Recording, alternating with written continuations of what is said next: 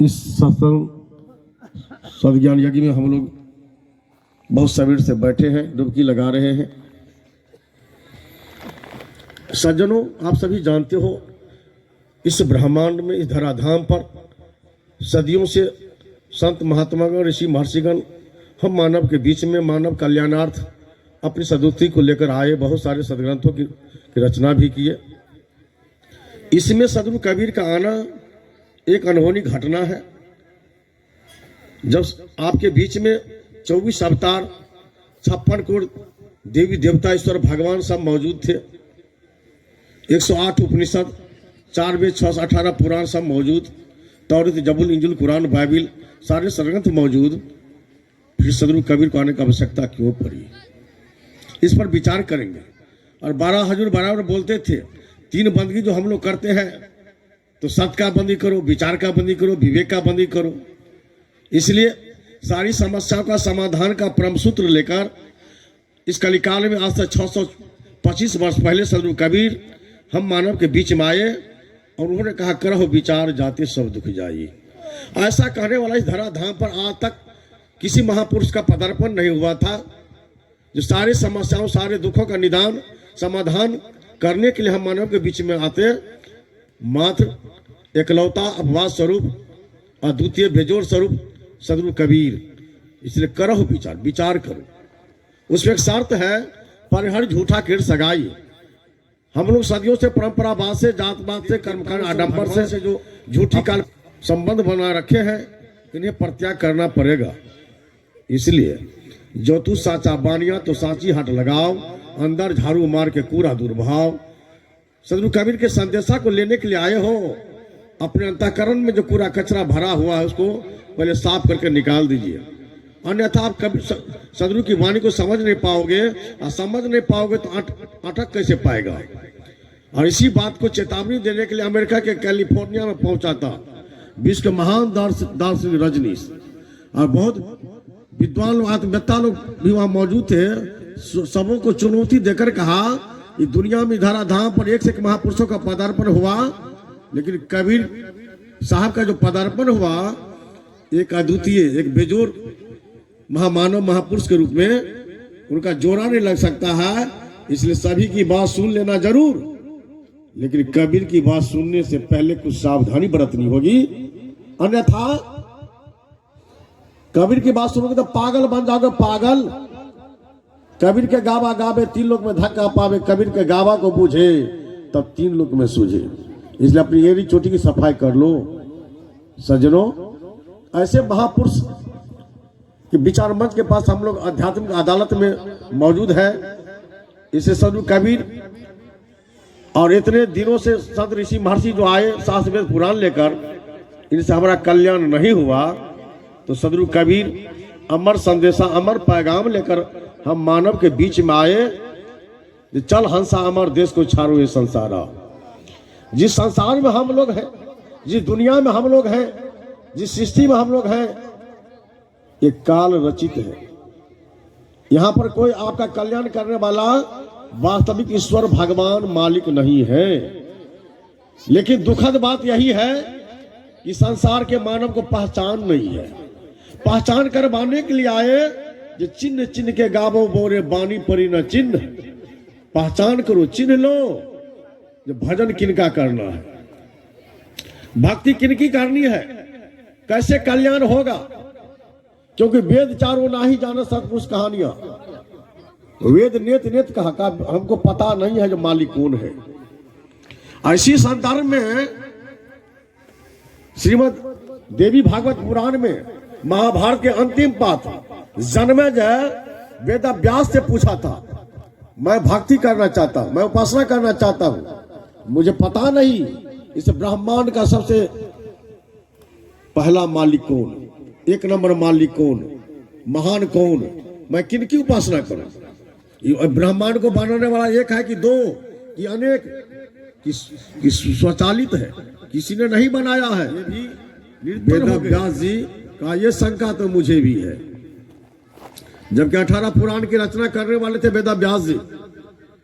वेद व्यास जी हक्का बक्का हो गए, जवाब न दे पाए, अपनी बीती हुई बात कहा मैं ऐसा ही शंका श्री गंगा के तट पर देवर्षि नारद से रखा था। तो देवर्षि नारद जो 3 लोग के ज्ञाता थे वे भी निरुत्तर हो गए कि मुझे भी पता नहीं। देवर्षि नारद की कही हुई बात को उन्होंने सुना। देवर्षि नारद ने कहा मैं ऐसा ही शंका अपने पिता श्री ब्रह्मा से पूछा था। तो ब्रह्मा जी भी ने कहा इस बारे में मुझे भी शंका है, मुझे भी जानकारी नहीं है। इस जानकारी के लिए मैं पहुंचा कहा क्षीर सागर। विष्णु जी ध्यानस्थ होकर बैठे थे। जब उनका ध्यान टूटा तो मैंने पूछा इस ब्रह्मांड के मालिक आप ही हो तो आप किनका ध्यान करते हो? तो विष्णु जी ने कहा भैया मैं सच सच कहता हूं, इस ब्रह्मांड का मालिक मैं नहीं, आप नहीं, शिव नहीं। हम लोगों के ऊपर में कोई शक्ति हावी है? हम लोग तो कार्यालय के मात्र कर्मचारी है, किरानी है, क्लर्क है और कुछ नहीं है। सच्ची बात बताया। इसलिए वेद को पता नहीं, संसार को पता नहीं। इसे संजू कबीर ने कहा काल फांस से बाँचा जो होई। कहा संत महात्माओं उनका भजन करो जो काल के फंदा से बचे हो। मर गए ब्रह्मा काशी के वासी, शिव सहित मुया विनाशी, मथुरा के मर गए किस गोबारा, मर गए 10 अवतारा, मर गए भक्ति जी ठानी, सरगुण में निर्गुण जी नानी, नाथ मचंदर वांचे नहीं गोरख दत्तो व्यास, कहा ही कई पुकार के सब परे काल के फांस। तो जो काल के फंदे में पड़ा उनका भजन करने से कैसे काम चलने वाला है? बंधे को बंधा मिले छूटे कौन उपाय, कर सेवा निर्बंध की जो पल में ले तो छुड़ाए, जो अपने बंधा हुआ है। जहां ब्रह्मा विष्णु शिव देव धरतार को ठिकाना, जहां ये 24 अवतार बार बार आवागमन के चक्कर में आते हैं, दुख झेलते हैं, जन्म मरण के फेरा में पड़ते हैं, इनका भजन करने से कल्याण होने वाला नहीं है। इसे सदगुरु कबीर ने कहा साहेब साहेब सब कोई कहे मोहि अंदेशा और साहेब से परिचय नहीं बैठोगे कैठा। परिचय कहाँ है? साहब कौन है?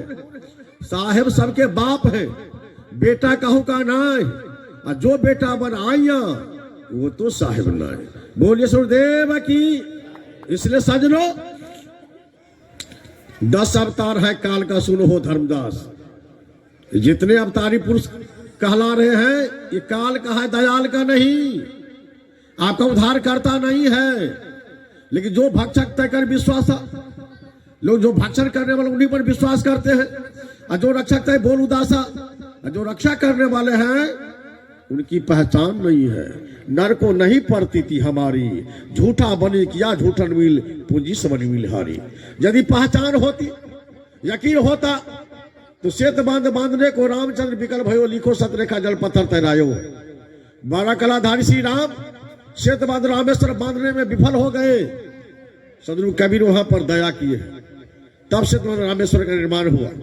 16 कलाधारी श्री कृष्ण की मौत हुई, जगन्नाथ मंडप की तैयारी हो रही थी, सिंधु का लहर आकर उसे भाषा देता था, टिक नहीं पाया, ठहर नहीं पाया। सदगुरु कबीर आए अपने वचन पूरा करने के लिए, चैलेंज दिया समुद्र को, सिंधु को, आकर देख लो। खंती गारा राजा इंद्र दमन को कहा चल राजा डरो नहीं, एक बार और प्रयास कर। मंडप तैयार हुआ, सिंधु का लहर तो जरूर आया। निवेदन भी किया आप तीनपुर से अलग मालिक हो, लेकिन तीनपुर के ठाकुर श्री राम त्रेता में हम पर अग्निबाण उठाया था, उसका बदला तो चाहिए। सदगुरु कबीर ने कहा तू तो कई दफे बदला ले चुका है, अब संतुष्टि नहीं है, लौट जा। किस की नगरी द्वारका को जाकर बोर दे। लौटी सिंधु धारा और किस की नगरी द्वारका को बोर दे, जाकर देखिए दूर द्वारका अभी भी एक द्वारका समुद्र के नीचे दबा हुआ है। सजनों, तो जब 12 कलाधारी 16 कलाधारी इस सृष्टि के नियंता भगवान जिनको कहते हो, उनको मुसीबत पड़ी तो सदगुरु कबीर मददगार बने। आप कबीरपंथी होकर गैया भुइया रैया गोरैया में, कमलेश्वरी फूलेश्वरी थलेश्वरी में, जितिया सितिया सोमवारी शुक्रवारी केलाबारी में, छठ चौरजन में, पिंडा दान तर्पण में, बाबा धाम नाना धाम रामेश्वर धाम में, इधर जो पागल बन रहे हो, करिका बद्धी पैर टटोनी की दवा, हॉस्पिटल सबका बंद हो जाता। तब नहीं, ललका धागा, ये अनंत भगवान का धागा अनंत भगवान बाहे में है, उसी बाह में दर्द उठ जाता है। जरा विचार तो करो, भर भर हाथ अंगूठी पहनते हो, एक उठो ग्रह निकटता है, कौन जी का करेपंथी हो? साधु होना चाहे तो पक्का होकर खेल, कच्चा सरसों फिर के खरी भाई आना तेल, बनो तो पक्का बनो, पक्का हिलडोल मत करो। और मरने के बेटा बेटी की शादी करते हो, घर बनाते हो, घरवास, तो पंडित जी के हुक्म से दल भाड़ा पूर्तने के लिए यहाँ पर साहेबंदी करते हो। उस समय गुरु गोसाई कहाँ गए? लगन टिप्पणी राम किसको काम नहीं आया, आपको काम आने वाला है। साहबंदी करते हो, सतलों का टिकट कटाते हो सतलोक जाने के लिए। आप मरने के बाद 75% के लगभग करेपंथी वचन वंशी में अगुआ, गवैया, वक्ता, महात्मा, इन सबको प्रेत बना दिया जाता है। और सब दिन देख लो ना, पूजा में नवका नवका वस्त्र मिलता है, बदगी में रुपया मिलता है, बढ़िया भोजन मिलता है। और तब आता है उनका पंडित जी कहता है जजमान उनके बेटा को, जो महात्मा अगुआ बैरागी मर गया, बोलो अनहीनम क्रियाहीनम विधिहीनम यथैव च, का अन्न से वस्त्र से कभी भेंट घाट नहीं था। तब कहता एतानि गंध पुष्प धूप दीपा तांबूल यथा भाग नैवेद्यान अच्छा दानी, ये सब वस्तु कहता लाओ, प्रेत बन गया, उसको दो। मंच पर महात्मा बन जाएंगे, सतलों का टिकट कटाएंगे, अब मरने के बाद भूत प्रेत बन जाएगा। इतना कमजोर है सतनाम का मंत्र, धिक्कार है ऐसे मंत्र देने वाले और लेने वाले को। इसलिए पक्का बनो, पक्का हिलडोल मत। नर को नहीं पड़ती थी, हमारी पड़ती नहीं है, इसलिए एक ही रहो, नेक रहो। महाभारत 16 कलाधारी युद्ध के बाद यज्ञ हुआ, देश देश के ऋषि महर्षि संत महात्मा भोजन किया, घाट ने घरा, यज्ञ सिद्ध नहीं हुआ। यज्ञ सिद्ध कराने वाला कौन? करेपंथी का मात्र एक साधु सुपर सुदर्शन, जो डुमनिया का बेटा था। घर राजा आकाश में घंटा, सबके मुंह में कालिख लगा, सारे पंडित विद्वान सब शर्मिंदा में पड़ गए। विचार करो, विचार। कठोता में गंगा मंगाने वाला कौन था? संत रविदास समनिया का बेटा, वो भी बाद में चलकर सदगुरु कबीर का अनुयायी बने। इसलिए पक्का बनिए, सच्चा बनिए। जब राम कृष्ण को मुसीबत पड़ी, सदगुरु कबीर मददगार बने। आप साहूकार का बेटा होकर अंत ब्रह्मांड के मालिक उनका भक्ति भजन कर रहे हो, तो दुविधा में मारल जाइयो, दोनों तरफ मत रहो। रहल एक भेले अनेक व्यस्या बहुत भतारी, कहीं कबीर काके संजरियों पर पुरुषन के नारी।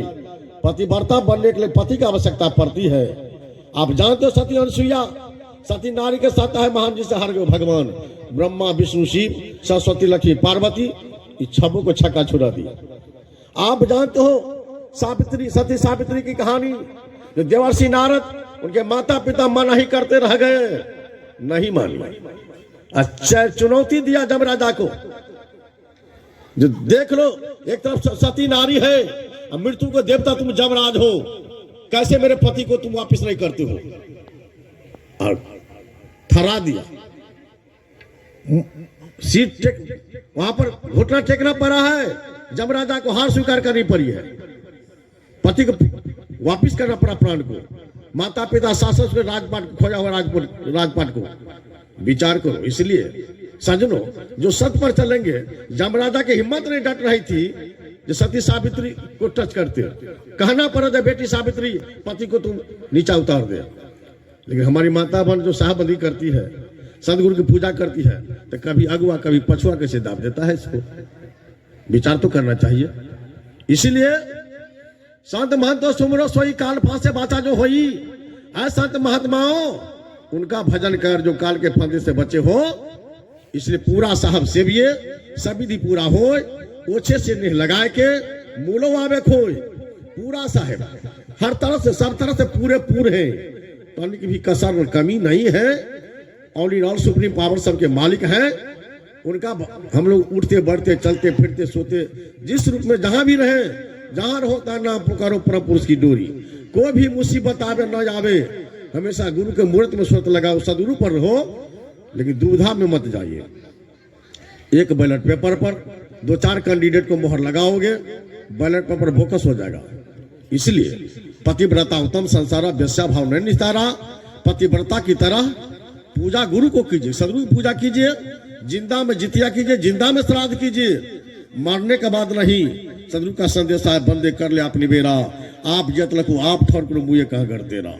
जिंदा में हमको मुक्त होना है, जिंदा में आप जतन करे, जुक्ति सीख ले, सदगुरु के शरणागत में आकर इन्हीं शब्दों के साथ वाणी में देता हूँ विराम। सबों को सादर नमस्कार, प्रणाम, धर्म सलाम, साहेब बंदगी।